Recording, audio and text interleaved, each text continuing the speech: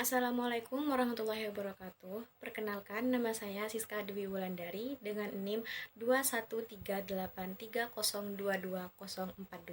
Di sini saya akan menempuh UAS Ilmu Tauhid tentang pengertian ilmu tauhid, pengertian ilmu kalam, dan aliran-aliran ilmu kalam. Pengertian ilmu tauhid. Menurut Hasbi Asidiki, ilmu tauhid ialah ilmu yang membicarakan tentang cara-cara menetapkan akidah agama dengan menggunakan dalil-dalil yang meyakinkan, yaitu dalil akli maupun dalil wijani. Menurut Hasan Hanafi, ilmu tauhid ialah ilmu pengetahuan yang menempatkan tauhid sebagai keyakinan pertama atau sebagai keyakinan itu. Pengertian tauhid yaitu percaya tentang wujud Allah, tidak ada sekutu baginya, baik zat maupun sifat, maupun perbuatannya.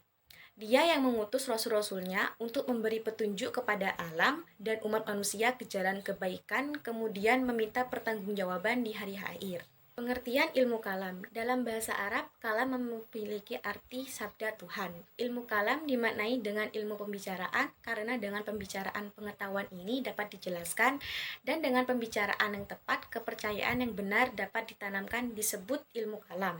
Karena yang dibahas kalam Tuhan dan kalam manusia.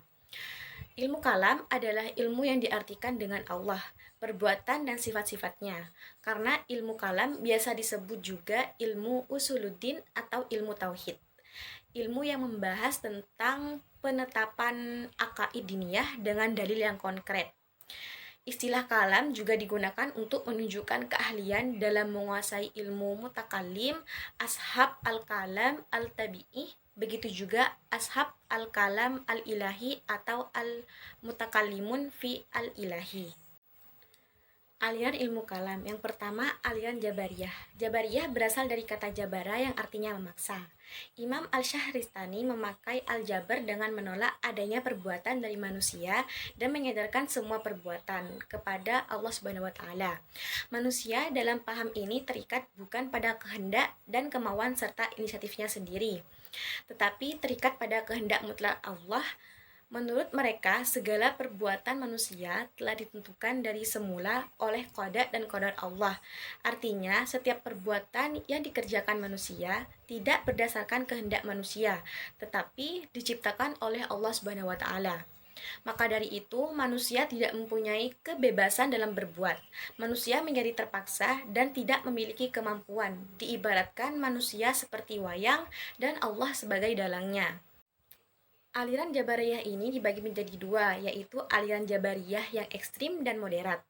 Aliran Jabariyah yang ekstrim tokohnya ialah Ja'ad bin Dirham dan penerusnya Jaham bin Safwan. Menurutnya manusia sangat lemah, tak berdaya, terikat dengan kekuasaan dan kehendak mutlak Tuhan, tidak mempunyai kehendak dan kemauan bebas sebagaimana dimiliki oleh paham Qadariyah. Seluruh tindakan dan perbuatan manusia tidak boleh lepas dari aturan, skenario, dan kehendak Allah. Jabariyah moderat memiliki dua tokoh yaitu An-Najjar dan Ad-Dirar. Menurutnya, Tuhan dan manusia bekerja sama dalam mewujudkan perbuatan-perbuatan manusia. Dan karenanya, manusia tidak semata-mata dipaksa dalam melakukan perbuatan-perbuatannya. Aliran Qadariyah. Qadariyah berasal dari kata qadara yang mempunyai arti yaitu kuasa atau mampu memuliakan, ketentuan atau ukuran dan menyempitkan. Menurut istilah Qadariyah adalah kelompok yang menolak qadar atau ketetapan Allah, yakni kelompok yang tidak percaya adanya ketetapan Allah terhadap segala urusan. Mereka menolak kepercayaan bahwa Allah Subhanahu wa taala telah menetapkan segala urusan sebelum diciptakan. Menurut aliran ini, tiap hamba Allah adalah pencipta bagi segala perbuatannya. Dia dapat berbuat segala sesuatu atau meninggalkan atas kehendaknya sendiri. Pemberian nama Qadariyah ternyata tidak disukai oleh para pengikutnya, karena menurut mereka nama Qadariyah tidak pantas, karena mereka menolak adanya qadar. Justru bagi mereka yang berhak memakai nama itu yang percaya penuh kepada qadar Allah Subhanahu wa taala. Paham tentang qadar dalam pandangan qadariyah bukanlah mengatasnamakan bahwa manusia telah ditentukan terlebih dahulu atau bahwa manusia hanya bertindak menurut nasib yang telah ditentukan. Dalam pemahaman kaum qadariyah, manusia itu merdeka dalam tingkah lakunya. Ia berbuat baik atas kehendak dan kemauan sendiri, dan ia berbuat jahat atas kemauan dan kehendaknya sendiri. Dapat disimpulkan bahwa Jabariyah dan Qadariyah, dua aliran ilmu kalam yang kemunculannya merespon perbuatan manusia dan Allah Subhanahu wa taala. Dalam aliran ilmu kalam, Qadariyah adalah nama yang dipakai untuk suatu aliran yang memberikan penekanan terhadap kebebasan dan kekuatan manusia dalam menghasilkan perbuatan-perbuatannya. Dalam paham Qadariyah, manusia dipandang mempunyai kudrat atau kekuatan untuk melaksanakan kehendaknya, dan bukan berasal dari pengertian bahwa manusia terpaksa tunduk kepada qadar atau qada Tuhan. Tokoh pemikiran pertama kali Qadariyah ini adalah Mabba' al-Juhani yang kemudian diikuti oleh Ghailan al-Dimaski. Aliran Mu'tazilah. Kata Mu'tazilah berasal dari kata i'tazilah yang berarti memisahkan diri. Kata ini berasal dari ucapan Hasan al-Basri yang dialamatkan kepada Wasil bin Atta. Dari ucapan itulah bermula nama Mu'tazilah bagi suatu aliran dalam pemikiran Islam. Nama Mu'tazilah adalah suatu nama yang diberikan oleh orang di luar golongan Mu'tazilah karena orang-orang Mu'tazilah mengklaim dirinya dengan sebutan Ahlut Tauhid wal Adl. Aliran Mu'tazilah secara garis besar dibagi menjadi 12, yaitu Al-Wasiliyah, Al-Huzailiyah, Al-Nazamiyah, Al-Khatibiyah, Al-Bishriyah, Al-Mu'ammiriyah, Al-Madariyah, Al-Sumamiyah, Al-Hisyamiyah, Al-Jahidiyah, Al-Khayatiyah, Al-Jubaiyah. Aliran Syiah. Istilah Syiah berawal dari kata Syiah Ali atau pengikut Ali. Ali yang dimaksud adalah Ali bin Abi Thalib, keponakan sekaligus menantu Nabi Muhammad SAW. Syiah menurut etimologi bermakna pembela dan pengikut seseorang. Menurut terminologi Syiah ialah mereka yang menyatakan bahwa Ali bin Abi Thalib sangat utama di antara para sahabat dan lebih berhak untuk memegang tampuk kepemimpinan kaum muslimin. Demikian pula anak cucu peninggalnya. Menurut Syahrastani, terminologi Syiah mencakup 4 unsur, yaitu para penolong dan pengikut Imam Ali bin Abi Thalib, nas dari Nabi dan wasiat Nabi bahwa khalifah setelahnya adalah Ali bin Abi Thalib, bahwa imamah setelah Ali bin Abi Thalib adalah kepada anak-anak keturunannya, dan imamah khilafah tidak boleh keluar dari keturunannya lantaran perbuatan aniaya dari pihak lain. Adapun keyakinan kaum Syiah tentang kenabian. Yang pertama, jumlah nabi dan rasul Allah ada 124.000.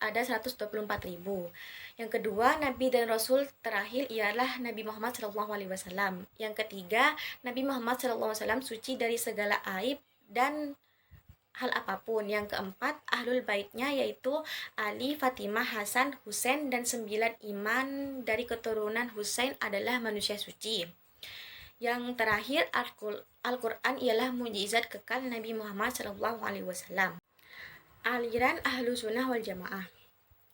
Ahlu Sunnah wal Jamaah berarti penganut atau pengikut sunnah Nabi Muhammad. Dan Jamaah berarti sahabat Nabi. Jadi Ahlu Sunnah wal Jamaah mengandung arti penganut sunnah Nabi dan para sahabat beliau. Ahlu Sunnah sering disebut dengan Sunni. Pengertian Sunni dibedakan menjadi 2, yaitu pengertian khusus dan umum. Sunni dalam pengertian umum adalah lawan kelompok Syiah. Dalam pengertian umum ini, Mu'tazilah sebagaimana juga Asy'ariyah masuk dalam barisan Sunni. Sunni dalam pengertian khusus adalah mazhab yang berada dalam barisan Asy'ariyah dan merupakan lawan Mu'tazilah. Ilmu tauhid dan ilmu kalam memiliki persamaan, yaitu sama-sama membahas tentang ketuhanan. Tetapi mereka memiliki perbedaan. Ilmu tauhid ilmu tauhid ialah percaya kepada Tuhan dan meyakini tidak ada yang lain selain Tuhan. Mengesahkan Tuhan pada sesuatu yang menjadi sifat-sifat khususnya, baik rububiyah, uluhiyah, atau asma. Ilmu ini mempelajari sifat-sifat Allah yang dikenal dengan istilah Asmaul Husna. Sedangkan ilmu kalam, ilmu yang membahas tentang ketuhanan yang berdasarkan rasio atau argumen logika sebagai pembuktian terhadap teks atau argumen nakli. Ilmu ini mempelajari ilmu Allah dalam Al-Quran. Baik, sekian dari saya, kurang dan lebihnya mohon maaf. Wabillahi taufiq wal hidayah. Wassalamualaikum warahmatullahi wabarakatuh.